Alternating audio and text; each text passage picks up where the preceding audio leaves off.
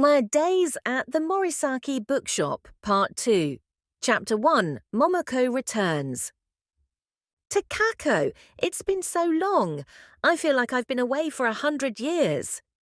That's how my Aunt Momoko greeted me when she saw me in front of the Morisaki Bookshop. She let out a loud laugh. She had a voice that carried, and you could hear it reverberating down the little street of bookstores. It was true, she had come back. Now that she was standing in front of me, it finally felt real. Uncle Satoru had told me she was back, and so I knew this, at least in my head. But until I actually saw her, I didn't really believe it.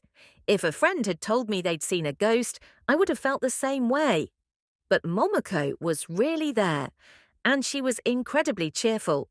What was she so cheerful about? Was this the behavior of someone who suddenly reappeared after disappearing for 5 years? Uncle Satoru, on the other hand, was standing there looking like a dog who had just eaten something rotten. Shouldn't it have been the other way around? "You look like you've seen a ghost," she said to me, acting offended. "That's a little harsh." I hadn't said a word to her this whole time. I almost told her I would have been less surprised if I had seen a ghost, but somehow I held back and managed to say, "You look great." It had been more than 10 years since we'd seen each other. When Momoko was young, she was quite pretty. Maybe not drop-dead gorgeous, but there was a quiet beauty to her that caught your eye in an odd way, like a stone you see glittering on the beach that's not worth much on the market, but there's still something about the way it shines. When I was a child and I saw her at family gatherings, I was always impressed by the way she sat so properly, tucked away in the farthest corner as if she were trying not to stand out. Momoko is pretty small in stature. There was something almost mystical about her. Despite the years, Momoko was still beautiful.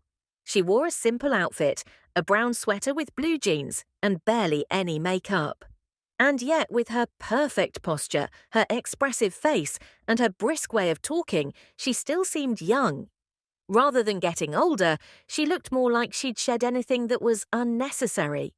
In any case, this woman who was bursting with energy didn't look at all like someone who had run off and suddenly come home. My uncle, on the other hand, with his hunched posture, shabby clothes, and messy hair, was looking awfully old.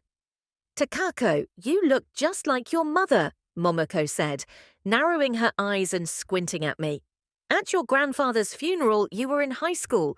It seems like that was just yesterday." And that's how my Uncle Satoru, my Aunt Momoko, and I were all reunited on a bright and clear autumn evening in front of the Morisaki Bookshop. "She's back." 2 days earlier, my uncle had called. He sounded agitated. It had already been a year and a half since I'd left the Morisaki Bookshop. After my long vacation there had ended, I started working at a small design firm. 3 months ago, they'd promoted me from part-time to full-time, which meant that my days were slightly busier, so it had been about a couple of months since I'd stopped by for a visit. So when my uncle called me, I'd assumed he was just going to ask me to come see him. But hearing how upset he sounded, I knew something big had happened. On the phone, my uncle described the situation in so much detail that I started to get impatient. To briefly summarize our 2-hour conversation, this is what happened. On that particular day, my uncle had been working in his shop in Jimbocho from the morning to the evening, as usual. At lunch, he'd sold some rare volumes of Ogai Mori and Sakunosuke Oda, a pretty good haul for the day, so he was in a particularly good mood at the start of the evening.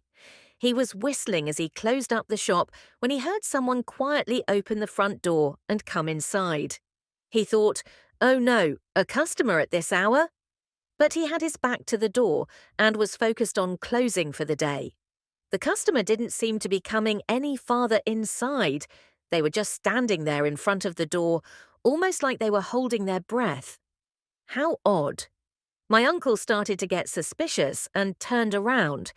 Then he heard the customer mutter something. Hearing that voice was such a shock that my uncle said it felt like getting hit over the head 10,000 times. At first he thought he must be wrong, but he knew there was no way that could be true. It was impossible for him not to recognize that voice, as impossible as squeezing 100 people into the Morisaki Bookshop.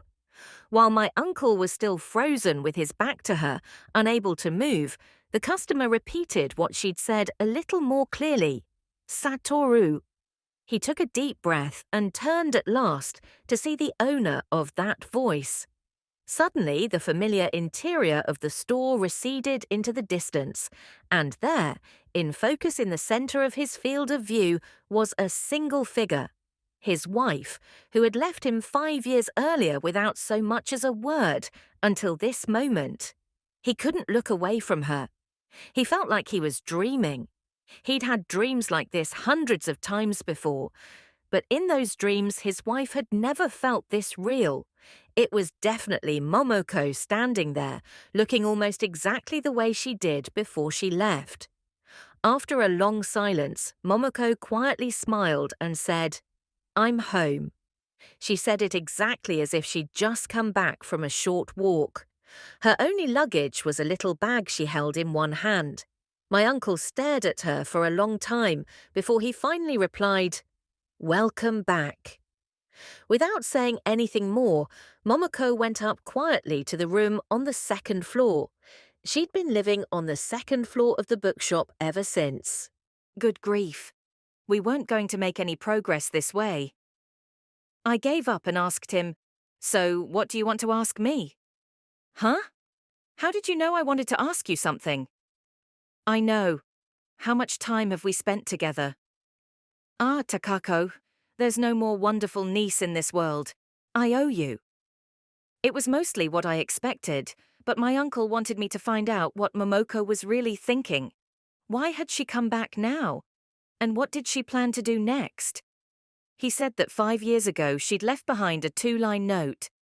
"I'm fine. Please don't look for me." She didn't really take any bags with her. Since he hadn't noticed any signs or advance warning that this was going to happen, he had no idea what was going to happen now. He had mixed feelings about it, but after a lot of worrying, he ended up following the instructions in her note and didn't look for her. He said he never even put in a missing persons report to the police. "We were never blessed with children of our own," he said, "and she took a liking to you, Takako. That's why I think you're the one she'll talk to." He added, "Thanks in advance," at the end before he hung up. Aunt Momoko had taken a liking to me, even though we'd barely ever talked.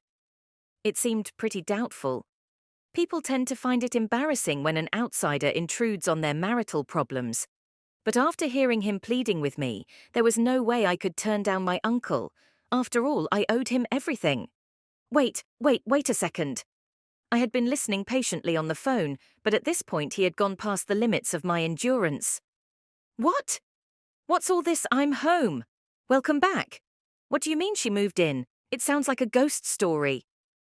"But it's all true, Takako," my uncle replied earnestly. "If that's true, then you're both weird. Why did Momoko suddenly come back? And why did you just welcome her in without getting upset?"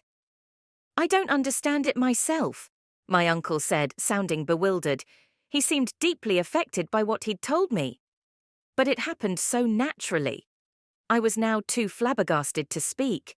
Granted, my uncle was a pretty unusual person, but the way they both were acting flew in the face of common sense. "And after that, did she happen to tell you anything more?" I asked him in all seriousness. My uncle replied nonchalantly, "Yeah, I don't know. It's kind of hard to ask about it." "Well, in that case, why don't you take her back to the house in Kunitachi and ask her about it the right way?" "She doesn't like it there. She says it's hard to relax. She likes it better on the second floor of the shop." "Listen, Takako, I don't have the slightest idea how women's emotions work. Why do you think she came back?" I could hear how perplexed he was at the other end of the receiver. But I replied coldly, "How should I know? She's your wife. Shouldn't you know her better than anyone else?" "I thought I knew her better than anyone else, but now everything's screwed up. I'm groping around in the dark. You're a girl. There's got to be some kind of mutual understanding you share as women, right?" "We have the same gender, but I think we might be entirely different species," I said. My uncle was quiet for a long time, then he just said, "But Takako, do you think she's going to leave again?" Hearing the urgency in my uncle's voice made me change my mind a tiny bit. I could still see how sad and lonely he'd looked from behind as he walked wearily up the road that night I asked him about Momoko. He still loved her, no matter what. And he was still in pain. I never wanted to see him like that again if there was anything I could do about it. You don't want her to go? I don't know. Before, I used to think that as long as she was happy where she was, I was fine with that. But now she's back, my feelings are starting to change. But that doesn't mean that I want her to be unhappy. I'm such a jerk.